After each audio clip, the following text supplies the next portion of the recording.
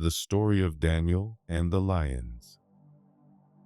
In the ancient city of Babylon, evening shadows draped the hanging gardens while gilded towers stretched toward the starlit sky. Here lived Daniel, a Hebrew exile whose unwavering faith guided his daily life. Stories of his wisdom echoed through the kingdom, reaching the ears of King Darius himself. Daniel moved through life with peaceful devotion. 3 times each day, he would kneel beside his window facing distant Jerusalem, his prayers rising toward heaven. His profound wisdom had earned him the king's favor. Darius recognized something special in Daniel, a rare spirit of excellence and integrity. The king's heart warmed to Daniel, and he began to consider elevating him above all others. Already one of 3 administrators, Daniel would soon rule over the entire kingdom, second only to Darius himself.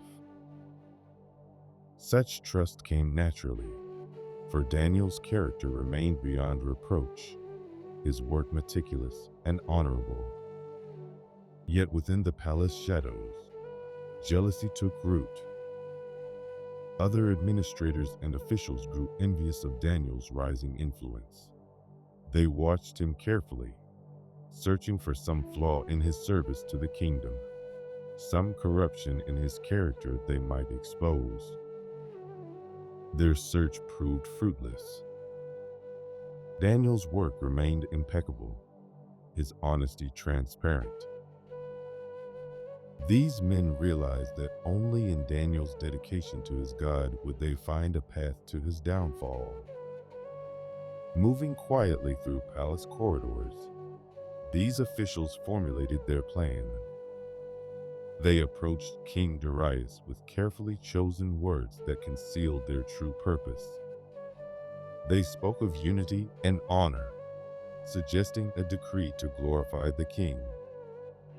For 30 days, they proposed, "Let no one petition any god or man except you, O king."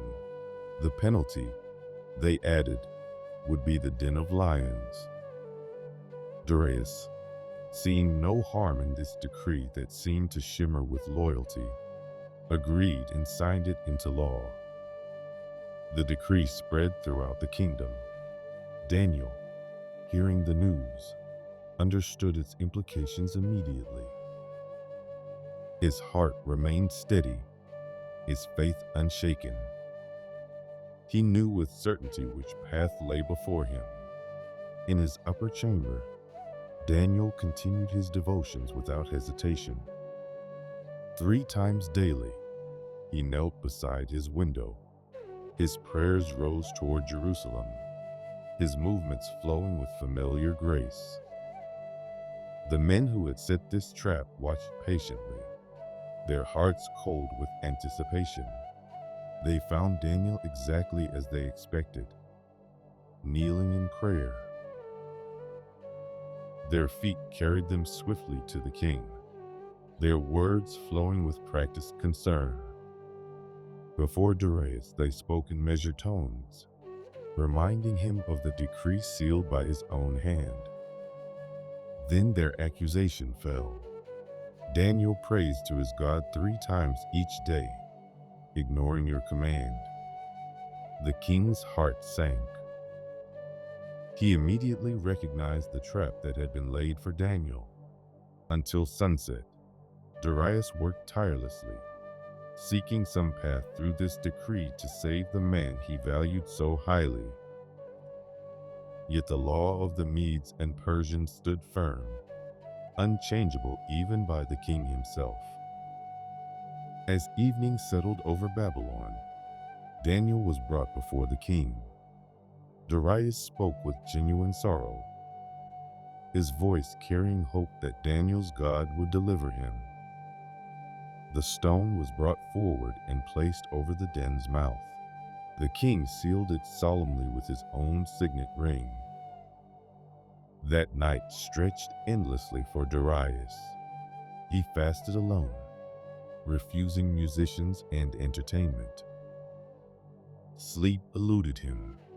His thoughts turned repeatedly to the God Daniel served, wondering about this faith that would choose lions over compromise. In the den below, Daniel rested calmly. The lions, typically fierce predators, lay quietly around him. Divine presence filled that space with peace, and the great cats settled near Daniel, their usual hunger mysteriously stilled. When morning light touched Babylon's towers, the king hurried to the lion's den. His voice called out with trembling hope. He spoke Daniel's name, wondering if the servant of the living God had survived the night. Daniel's voice returned clearly through the morning air. "My God sent an angel who shut the lions' mouths," he explained. "They have not harmed me, for I was found innocent in his sight, nor have I done wrong against you, O king." Joy flooded the king's heart. He commanded Daniel be lifted from the den. Those who witnessed saw that no wound marked him, no harm had touched him, for his faith had sustained him through the darkness. The king's justice moved swiftly. Those who had plotted against Daniel faced the fate they had planned for another. The lions, no longer restrained, showed no mercy to those who had shown none to Daniel. King Darius then issued a decree throughout his kingdom. It spoke of Daniel's God, whose power and kingdom would endure forever.